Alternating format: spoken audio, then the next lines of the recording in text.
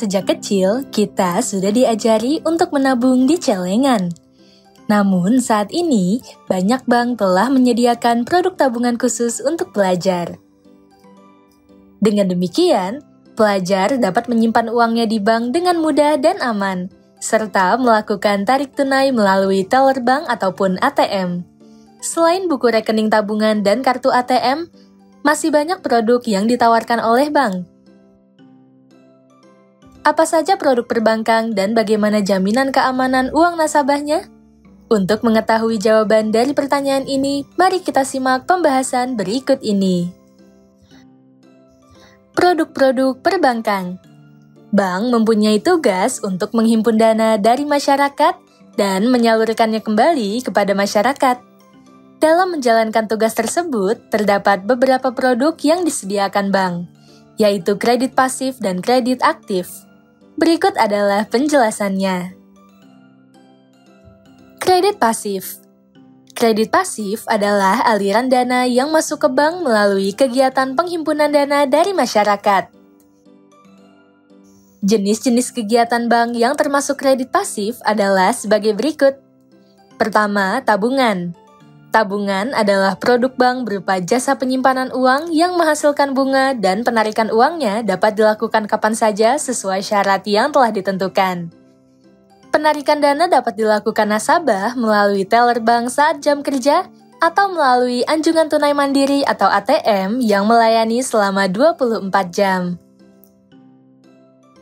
Contohnya, Bank Negara Indonesia atau BNI menyediakan layanan tabungan berupa BNI Taplus Anak untuk usia 0-17 tahun. Sementara itu, untuk anak muda berusia 17-35 tahun disediakan layanan tabungan berupa BNI Taplus Muda. Kedua, giro. Giro adalah produk bank berupa simpanan dana dari nasabah yang dapat digunakan sebagai alat pembayaran. Penarikan uang melalui rekening giro dapat dilakukan menggunakan cek dan biljet giro yang disediakan pihak bank. Cek adalah surat perintah dari nasabah kepada bank untuk membayarkan sejumlah uang yang tertulis dalam surat tersebut kepada orang yang namanya tertulis pada cek atau pembawa cek tersebut.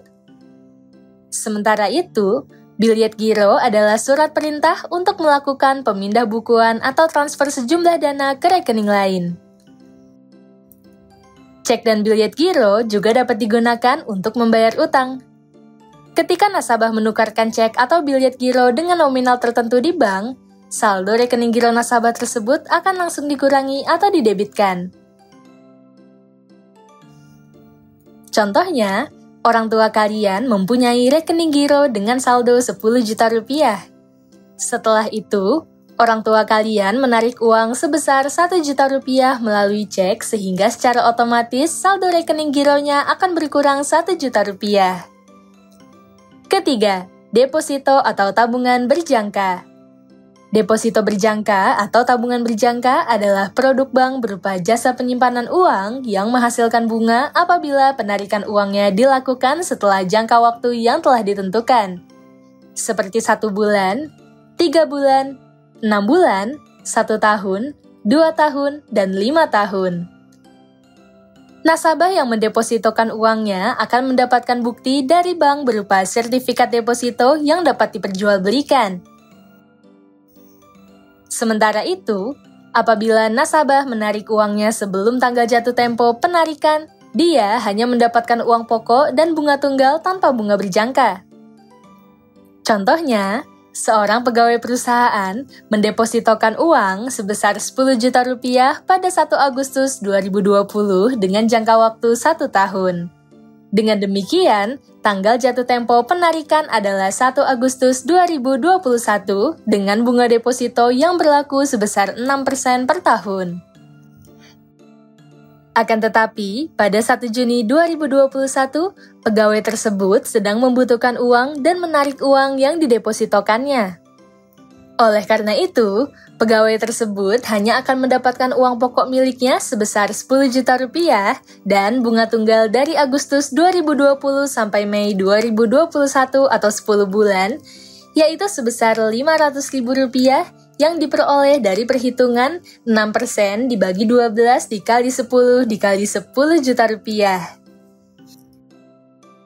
Namun, jika pegawai tersebut melakukan penarikan pada jangka waktu yang ditentukan, yaitu pada 1 Agustus 2021, dia akan mendapatkan 10 juta rupiah ditambah dengan bunga berjangkanya sebesar Rp616.778. Dengan demikian, total uang yang didapatkan berjumlah Rp10.616.778. Keempat, Deposit on Call atau DOC. Deposit on Call merupakan salah satu jenis produk deposito bank yang melakukan proses penarikan dananya. Nasabah harus melakukan pemberitahuan terlebih dahulu kepada bank sebelum tanggal jatuh tempo. Jangka waktu deposit on call lebih singkat dibandingkan deposito berjangka, yaitu mulai dari 3 hari sampai kurang dari 1 bulan. Kelima, Deposit Automatic Rollover. Deposit Automatic Rollover merupakan salah satu jenis deposito bank yang apabila nasabah tidak menarik uangnya pada saat jatuh tempo, jangka waktu jatuh tempo deposito tersebut diperpanjang secara otomatis dan bunganya akan terus ditambahkan. Contohnya, seorang nasabah bank mendepositokan uangnya dalam bentuk deposito automatic rollover dengan jangka waktu 1 tahun yang jatuh tempo pada 31 Desember 2021. Akan tetapi, saat jatuh tempo, pengusaha tersebut tidak menarik uangnya. Dengan demikian, secara otomatis, tanggal jatuh tempo deposito tersebut diperpanjang selama 1 tahun sampai 31 Desember 2022, dan bunganya juga akan terus ditambahkan. Kredit aktif. Kredit aktif adalah aliran dana yang dikeluarkan dan disalurkan oleh bank kepada masyarakat. Adapun jenis-jenis kredit aktif bank adalah sebagai berikut. Pertama, kredit rekening koran atau RK. Kredit rekening koran adalah pinjaman uang yang diberikan bank kepada nasabahnya dengan jumlah yang disesuaikan dengan kebutuhan nasabah tersebut. Penarikan dana pinjaman oleh nasabah dapat dilakukan kapan saja menggunakan cek atau biljet giro dengan batasan jumlah kredit yang telah disetujui. Kredit rekening koran memberikan keuntungan bagi nasabah, yaitu bunga pinjaman yang ditanggung oleh nasabah hanya dihitung berdasarkan jumlah uang yang terpakai.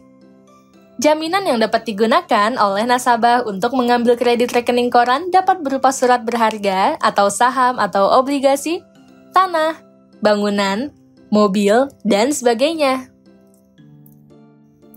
Contohnya, seorang pengusaha tekstil mengambil kredit rekening koran dengan batas penarikan dana sebesar 200 juta rupiah dengan jangka waktu 1 tahun.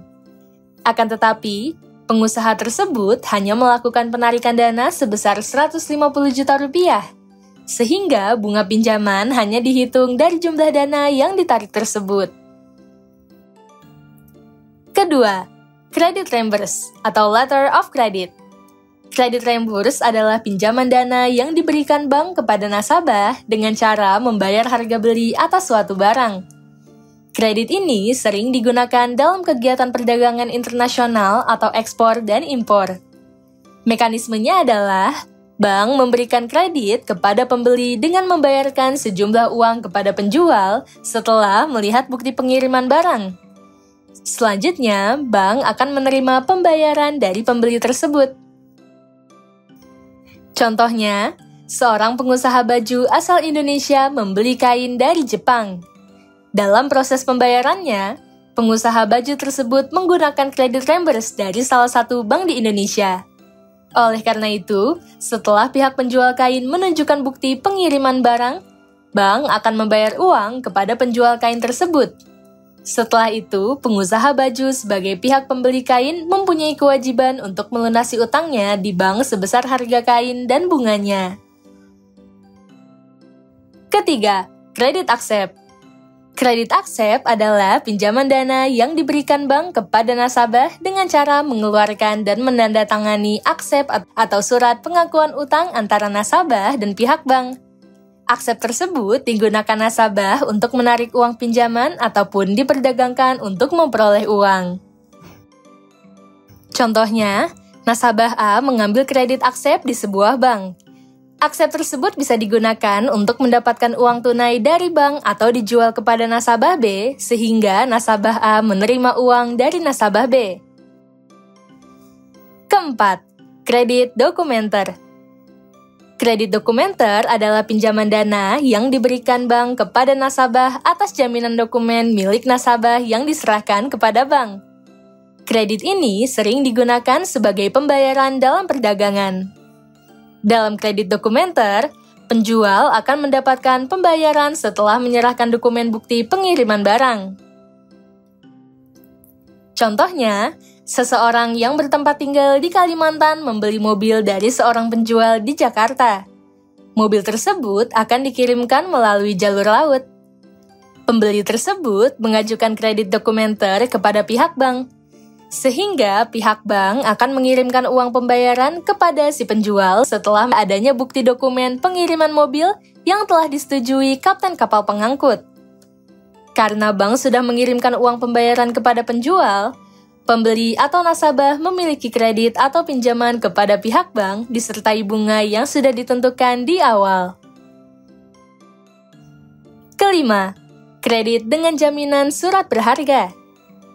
Kredit dengan jaminan surat berharga adalah pinjaman dana yang diberikan bank kepada nasabah dengan cara membeli surat-surat berharga milik nasabah yang digunakan sebagai jaminan.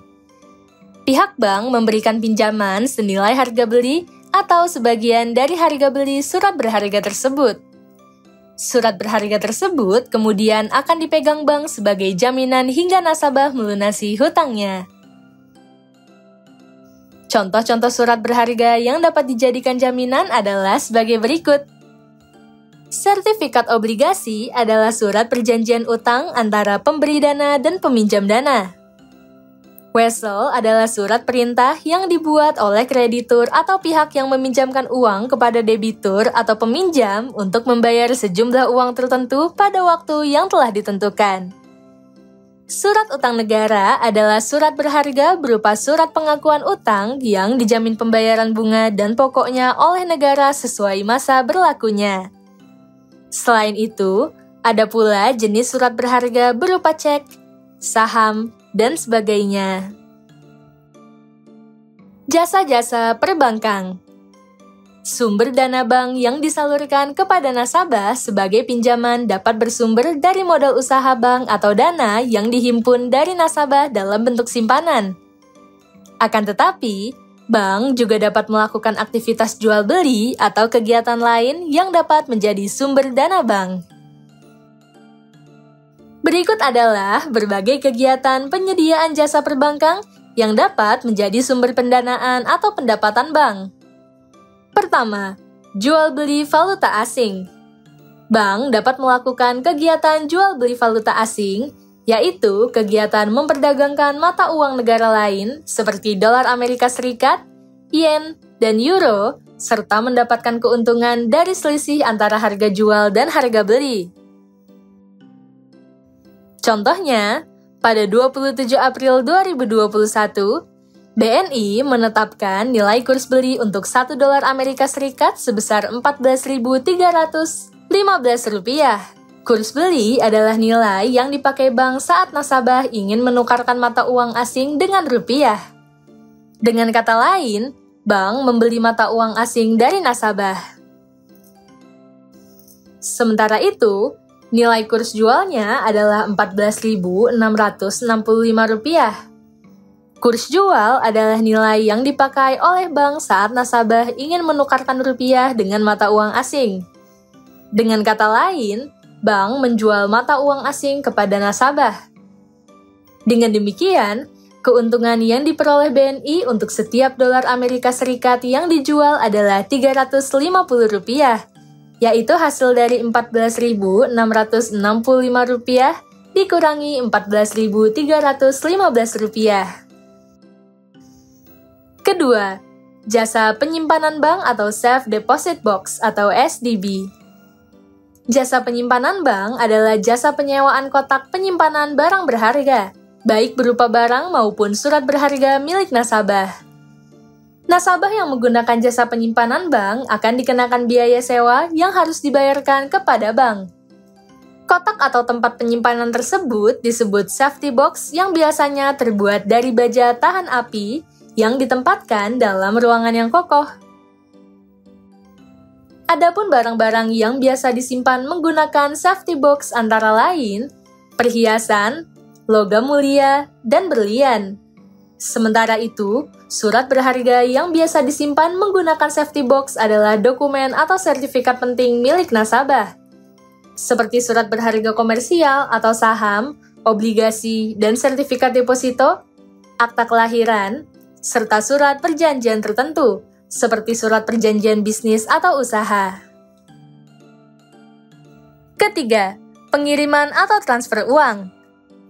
Pengiriman atau transfer uang adalah jasa yang disediakan bank untuk mengirimkan sejumlah uang kepada pihak tertentu sebagai penerima, baik transfer uang pada rekening bank yang sama maupun rekening bank yang berbeda. Melalui penyediaan jasa transfer uang, bank akan memperoleh keuntungan dari biaya pengiriman yang dibayarkan pengirim saat melakukan transfer ke bank yang berbeda. Biaya yang dikenakan untuk satu kali transfer antar bank yang berbeda sekitar Rp6.500. Contohnya, ketika membeli barang melalui toko daring, kalian bisa melakukan pembayaran kepada penjual melalui metode transfer antar bank. Keempat, bank garansi. Bank garansi adalah jasa yang disediakan bank dalam bentuk pemberian jaminan atau garasi bank atas kegiatan transaksi yang dilakukan nasabahnya. Dalam hal ini, bank berperan sebagai pihak penjamin atau pihak yang mengeluarkan jaminan. Nasabah yang mengajukan jaminan berperan sebagai pihak terjamin. Sedangkan pihak yang melakukan transaksi dengan nasabah berperan sebagai penerima jaminan dari bank. Dengan demikian, apabila pihak terjamin tidak dapat memenuhi kewajiban atau utangnya dalam kegiatan transaksi, pihak penjamin, yaitu bank, akan memenuhi kewajiban tersebut kepada pihak penerima jaminan. Contohnya, perusahaan A membeli sejumlah barang dari perusahaan B secara kredit senilai Rp10 juta. Perusahaan A mengajukan bank garansi kepada salah satu bank umum sehingga perusahaan A akan menjadi pihak terjamin dan perusahaan B akan menjadi penerima jaminan.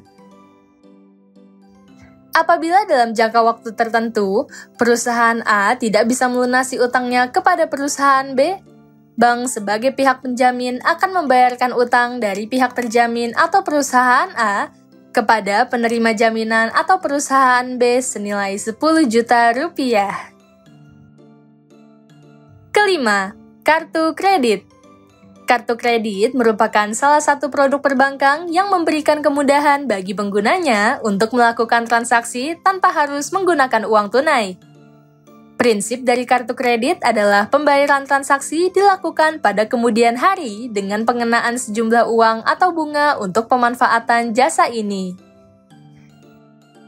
Kegiatan transaksi yang dapat dibayar menggunakan kartu kredit adalah berbelanja barang dan jasa, membayar tagihan, serta menarik uang tunai.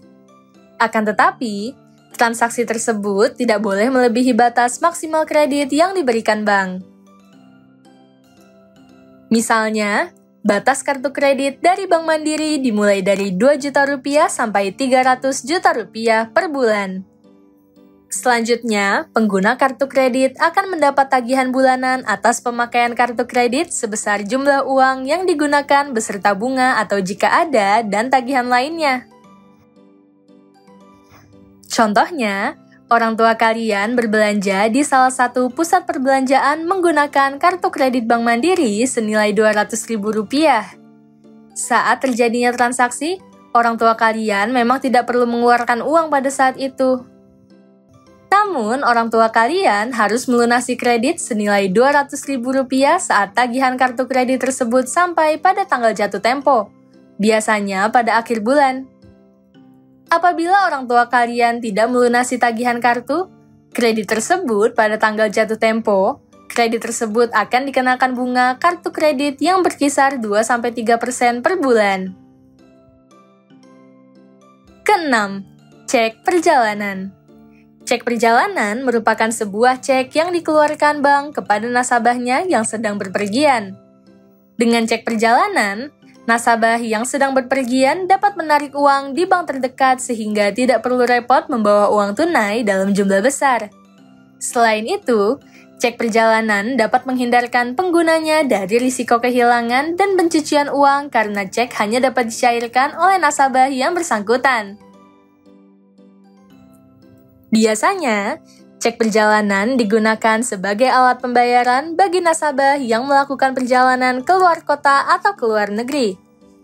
Misalnya, jika kalian akan melakukan perjalanan ke luar kota dan enggan membawa uang tunai, kalian bisa membeli cek perjalanan dari salah satu bank di kota kalian.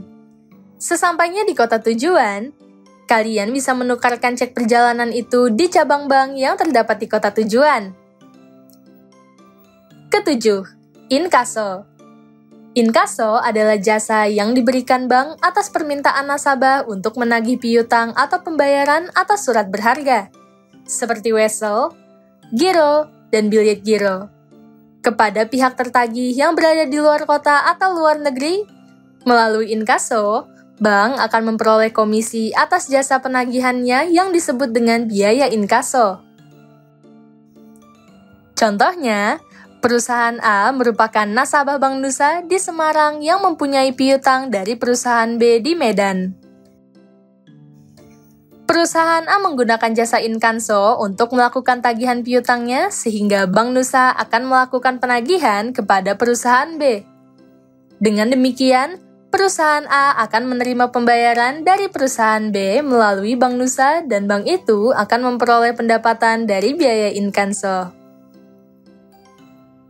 Kedelapan, anjungan tunai mandiri atau ATM. Anjungan tunai mandiri atau Automatic Teller Machine atau ATM adalah sebuah mesin elektronik yang dapat melayani dan mempermudah nasabah dalam melakukan kegiatan berbagai transaksi, seperti penarikan uang, pembayaran tagihan, dan penyetoran uang. ATM beroperasi selama 24 jam. Sehingga nasabah tidak perlu datang ke bank saat jam buka bank untuk melakukan transaksi. Saat ini sudah banyak tersedia ATM di berbagai tempat, seperti di gedung perkantoran, pusat pembelanjaan, dan minimarket. Kesembilan, kartu debit atau kartu ATM. Kartu debit atau kartu ATM adalah produk bank berbentuk kartu yang dapat digunakan untuk melakukan berbagai transaksi melalui ATM, seperti menarik uang tunai, menyetor uang tunai, dan membayar berbagai tagihan. Selain itu, kartu debit juga dapat digunakan untuk melakukan pembayaran belanja di beberapa tempat, seperti supermarket atau pasar swalayan. Prinsip kerja kartu debit didasarkan pada rekening saldo tabungan nasabah dan menjadi batasan maksimal penggunaannya. Ketika nasabah bertransaksi menggunakan kartu debit, saldo yang berada di rekeningnya akan berkurang secara otomatis. Contohnya, jika saldo pada rekening tabungan nasabah adalah 10 juta rupiah, transaksi maksimalnya yang dapat dilakukan nasabah melalui kartu debit juga sebesar 10 juta rupiah. Jika nasabah tersebut melakukan transaksi menggunakan kartu debit senilai Rp500.000, saldo yang tersisa di rekeningnya senilai Rp9.500.000, yaitu Rp10 juta dikurangi Rp500.000.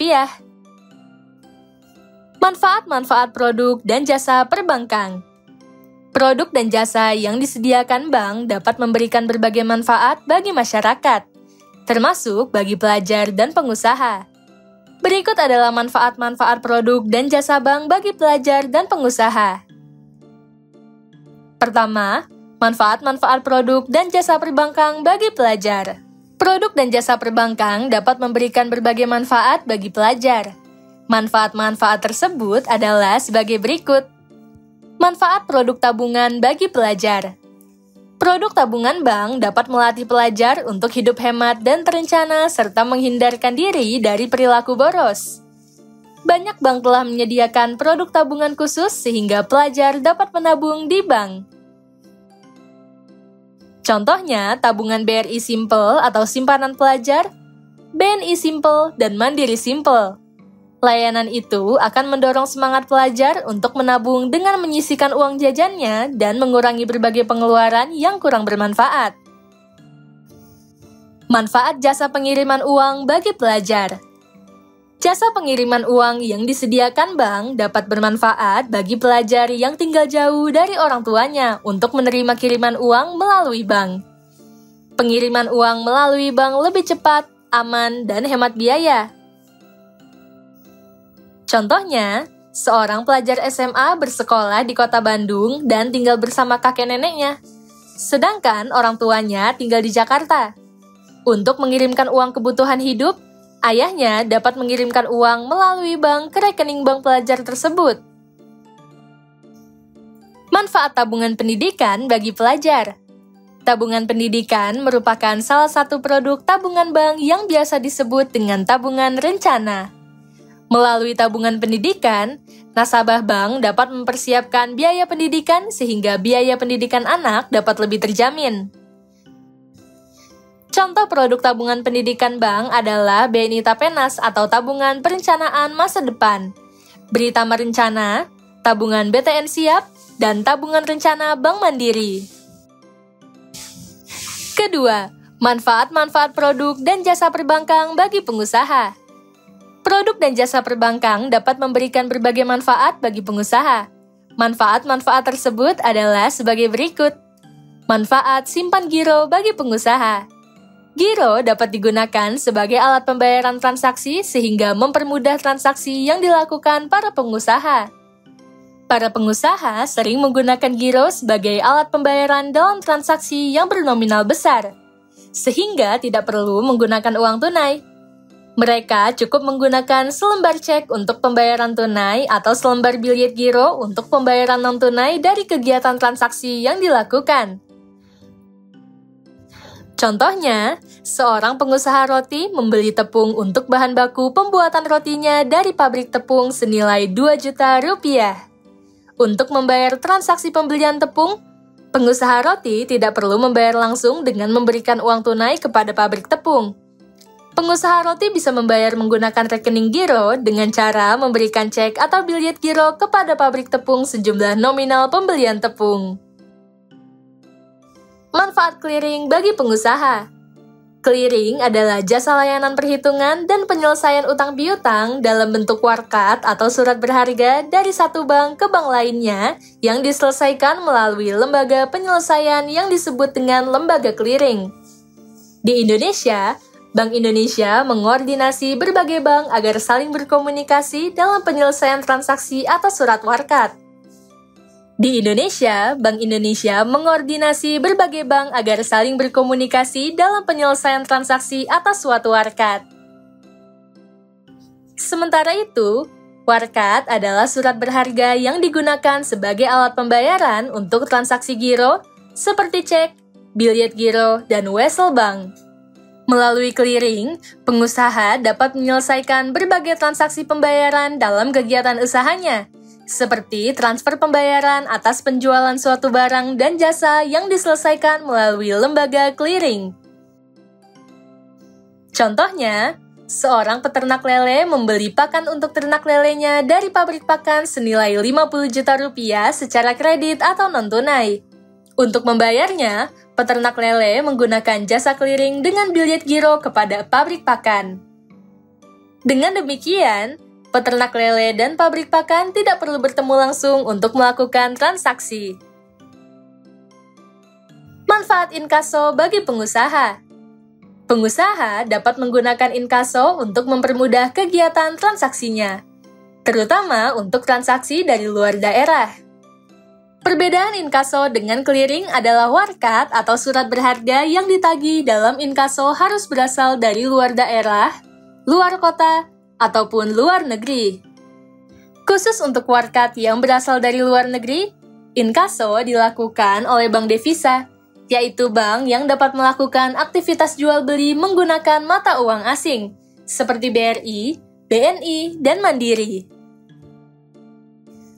Contohnya, Seorang pengusaha pakaian di Jakarta mendapatkan pesanan dari pelanggannya di Kalimantan. Pelanggan tersebut memberikan cek kepada pengusaha sebagai alat pembayaran. Dengan jasa inkaso, pengusaha tersebut tidak perlu pergi ke Kalimantan untuk mencairkan dana cek tersebut. Ia dapat mencairkannya di bank di Jakarta. Manfaat kredit bagi pengusaha. Pengusaha bisa mendapatkan modal pinjaman sehingga mereka dapat mengembangkan usahanya.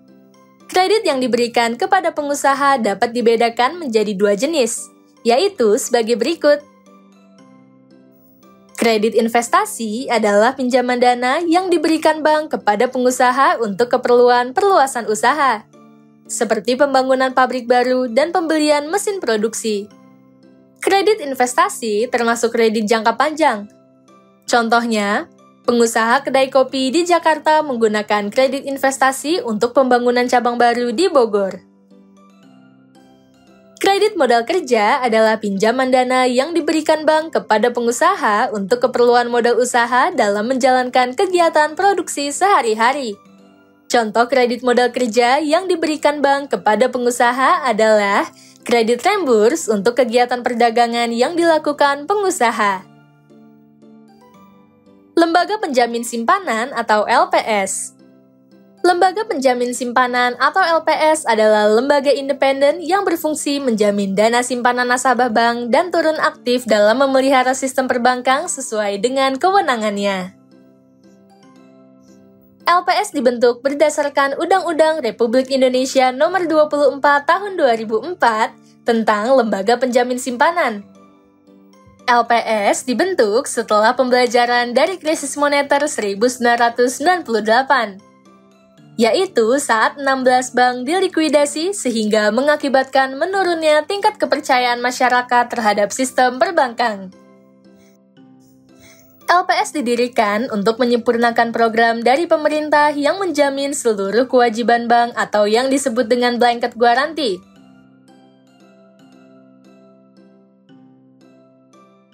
Kebijakan blanket guarantee yang ditetapkan tahun 1998 hingga 2005 ini mampu meningkatkan dan memelihara kepercayaan masyarakat terhadap perbankan.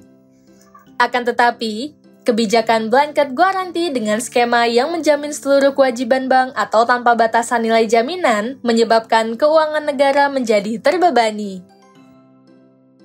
Oleh karena itu, LPS hadir dengan mengubah skema penjaminan yang menerapkan pembatasan nilai jaminan atau limited guarantee. Batas maksimal nilai simpanan nasabah di suatu bank yang dapat dijamin LPS sebesar 2 miliar rupiah. Sesuai dengan Perpu Nomor 3 Tahun 2008 tentang perubahan atas Undang-Undang Nomor 24 Tahun 2004. LPS mempunyai tanggung jawab untuk mengembalikan dana simpanan nasabah yang disimpan di bank saat terjadi kegagalan bank. Bank gagal atau failing bank adalah sebuah kondisi saat suatu bank mengalami kesulitan keuangan sehingga tidak mampu memenuhi kewajibannya kepada nasabah ataupun pihak lain. Contohnya, penanganan kasus bank gagal BPR Nurul Barokah oleh LPS. LPS mengembalikan dana para nasabah BPR Nurul Barokah sesuai jumlah simpanan nasabah, tetapi tidak melebihi nilai batas penjaminan sebesar 2 miliar rupiah. Dengan demikian, jika seorang nasabah mempunyai dana simpanan di BPR Nurul Barokah sebesar 2,5 miliar, LPS hanya akan mengembalikan dananya sebesar 2 miliar rupiah. Semua bank yang menjalankan kegiatan usahanya di Indonesia wajib menjadi peserta penjaminan LPS, kecuali Badan Kredit Desa atau BKD, yaitu lembaga keuangan yang beroperasi di wilayah perdesaan. Bank yang menjadi peserta penjamin LPS wajib membayar premi atau biaya penjaminan kepada LPS. Sementara itu, simpanan nasabah di bank yang dijamin LPS antara lain tabungan, giro, deposito, sertifikat deposito, atau simpanan lain yang dipersamakan dengan simpanan-simpanan tersebut. Bank mempunyai tugas untuk menghimpun dana dari masyarakat dan menyalurkannya kepada masyarakat. Dalam menjalankan tugas pengelolaan dana, terdapat beberapa produk yang disediakan bank, yaitu kredit pasif dan kredit aktif. Kredit pasif adalah aliran dana yang masuk ke bank dari kegiatan menghimpun dana dari masyarakat. Contoh kredit yang termasuk produk kredit pasif adalah tabungan, giro, deposito berjangka, deposito on call, dan deposito automatic rollover. Sementara itu, kredit aktif adalah aliran dana yang dikeluarkan dan disalurkan oleh bank kepada masyarakat. Kredit yang termasuk produk kredit aktif adalah kredit rekening koran, kredit reimburse, kredit accept, kredit dokumenter, dan kredit dengan jaminan surat berharga. Selain itu, perbankan juga menyediakan berbagai layanan jasa bagi masyarakat, seperti jual beli mata uang asing, transfer uang, jasa penyimpanan barang dan surat berharga, pemberian jaminan, cek perjalanan, kartu kredit, inkaso, ATM, serta kartu debit. Produk dan jasa perbankan juga mampu memberikan banyak manfaat bagi masyarakat, termasuk bagi pelajar dan pelaku usaha. Di sisi lain, masyarakat mempunyai kepercayaan untuk menyimpan uangnya di bank karena adanya lembaga yang menjamin simpanan tersebut yang dikenal dengan Lembaga Penjamin Simpanan atau LPS.